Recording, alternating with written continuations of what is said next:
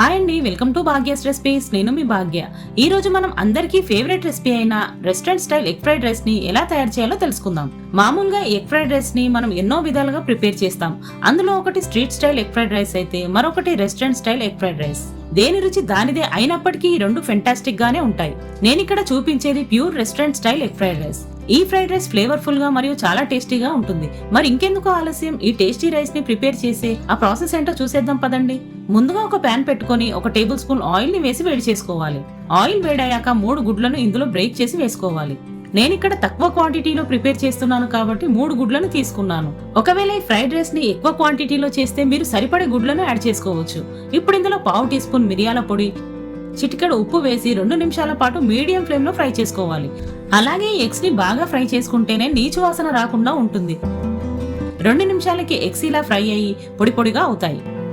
ఇలా ఫ్రై చేసుకున్నటువంటి ఎగ్స్ ని ఒక ప్లేట్ లోకి తీసుకుని పక్కనుంచుకోవాలి. ఇప్పుడు ఒక కడాయి పెట్టుకుని 2 టేబుల్ స్పూన్ల ఆయిల్ ని వేసి వేడి చేసుకోవాలి. ఆయిల్ వేడయ్యాక 1/2 కప్పు సన్నగా తరిగినటువంటి క్యారెట్ ముక్కలు, కొద్దిగా తురుముకున్నటువంటి క్యాబేజీ వేసి 30 సెకండ్ల పాటు హై హీట్ లోనే సాటే చేసుకోవాలి. మనం గుర్తు పెట్టుకోవాల్సిన విషయం ఏంటంటే ఫ్రైడ్ రైస్ రెసిపీస్ మరియు ఇండో చైనీస్ రెసిపీస్ ఎప్పుడు హై హీట్ లోనే సాటే చేసుకోవాలి. అప్పుడే మంచి స్మోకీ ఫ్లేవర్ అనేది వస్తుంది. ఇప్పుడు ఇందులో 1/2 కప్పు కట్ చేసుకున్నటువంటి బీన్స్ ముక్కలు, సన్నగా తరిగిన ఓ ఉల్లిపాయ, సన్నగా తరిగిన క్యాప్సికం ముక్కలు, కుదిరితే సన్నగా తరిగిన రెడ్ మరియు ఎల్లో బెల్ పెప్పర్స్ ముక్కలు, అలాగే ఇందులో కట్ చేసుకున్నటువంటి 2 పచ్చిమిర్చి వేసి మరో 2 నిమిషాల పాటు హై హీట్ లోనే సాటే చేసుకోవాలి. ఈ రైస్ లోకి ఇలా బెల్ పెప్పర్స్ ని వేయడం వల్ల ఫ్రైడ్ రైస్ అచ్చం రెస్టారెంట్ లో సర్వ్ చేసినట్టు కలర్ఫుల్ గా వస్తుంది. అలాగే వెజీస్ అన్ని మెత్తబడేంత వరకు సాటే చేసుకోవద్దు. వెజిటేబుల్స్ కొంచెం క్రంచీగా ఉంటేనే టేస్టీగా ఉంటుంది ఫ్రైడ్ రైస్.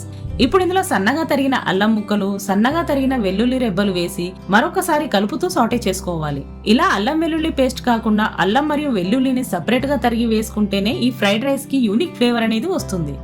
ఇప్పుడు ఇందులో ముందే ఉడికించుకొని చల్లార్చుకున్నటువంటి 2 పెద్ద కప్పుల బాస్మతి రైస్ ని వేసి హై హీట్ లోనే టాస్ చేస్తూ బాగా కలుపుకోవాలి. బాస్మతి రైస్ అనేది ఆప్షనల్. రెస్టారెంట్ లో బాస్మతి రైస్ తోనే ప్రిపేర్ చేస్తారు కాబట్టి ఈ రైస్ తోనే చేస్తున్నాను. ఫాస్ట్ ఫుడ్ సెంటర్స్ లో అయితే మన నార్మల్ రైస్ తోనే ఈ ఫ్రైడ్ రైస్ ని ప్రిపేర్ చేస్తారు. ఇప్పుడు ఇలా రైస్ మరియు వెజీస్ అన్ని బాగా మిక్స్ అయ్యాక 1/2 టీ స్పూన్ మిరియాల పొడి, 1/2 టీ స్పూన్ తెల్ల మిరియాల పొడి, రుచికి సరిపడా ఉప్పు, 1/2 teaspoon dark soya sauce, 1/2 teaspoon vinegar, కొద్దిగా టేస్టింగ్ సాల్ట్ వేసి 2 నిమిషాల పాటు హై హీట్ లో టాస్ చేసుకోవాలి. సాసెస్ లో సాల్ట్ ఉంటుంది కాబట్టి సాల్ట్ ని చూసి వేసుకోవాలి, లేదంటే ఉప్పు ఎక్కువ అయ్యే ఛాన్స్ ఉంది. అలాగే ఇందులో రెడ్ చిల్లీ పౌడర్ అస్సలు యాడ్ చేయొద్దు. ఒకవేళ యాడ్ చేస్తే అది రెస్టారెంట్ స్టైల్ కాదని చూసుకోండి. ఇలా అన్ని కలిసేటట్టు కలుపుకున్నాక ముందుగా ఫ్రై చేసి పెట్టుకున్న ఎగ్స్ ని వేసుకోవాలి. అలాగే సన్నగా తరిగిన స్ప్రింగ్ ఆనియన్ గ్రీన్స్ వేసి మరొక 2 నిమిషాల పాటు హై హీట్ లో టాస్ చేసుకోవాలి. ఒకవేళ ఈ ఫ్రైడ్ రైస్ ని ఓక్ లో గనక చేసినట్టయితే ఎగ్స్ ని సపరేట్ గా కాకుండా ఎగ్స్ ని ఫ్రై చేసేటప్పుడే వెజీస్ కూడా సాటే చేసుకోవచ్చు. ఇలా ప్రిపేర్ చేస్తే ఓక్ హీట్ ని ఎక్కువగా అబ్జర్వ్ చేసుకుని ఈ ఫ్రైడ్ రైస్ త్వరగా రెడీ అయిపోతుంది కాబట్టి టైం కూడా సేవ్ చేసినట్టు అవుతుంది. ఇప్పుడు ఈ రైస్ ని మధ్య మధ్యలో కలుపుతూ టాస్ చేసుకోవాలి, లేదంటే అడుగంటే ఛాన్స్ ఉంటుంది. ఇలా టాస్ చేసుకున్నాక ప్లేట్ లోకి తీసుకొని వేడి వేడిగా సర్వ్ చేసుకోవడమే. అంతేనండి, మన restaurant style egg fried rice ready అయిపోయినట్టే. ఇది స్పైసీగా ఎగ్జాటిక్ ఫ్లేవర్ తో అచ్చం రెస్టారెంట్ లో తిన్న ఫీలింగ్ వస్తుంది. ఒకసారి నేను చెప్పినట్టు ఈ ఎగ్ ఫ్రైడ్ రైస్ ని ప్రిపేర్ చేయండి, మళ్ళీ మళ్ళీ చేసుకోక మానరు, అంత ఫ్లేవర్ఫుల్ గా ఉంటుంది. మరి ఈ టేస్టీ ఎగ్ ఫ్రైడ్ రైస్ ని మీరు ట్రై చేసి మీకు ఎలా అనిపించిందో కామెంట్స్ లో తెలపండి. అలాగే లైక్ చేయండి, షేర్ చేయండి.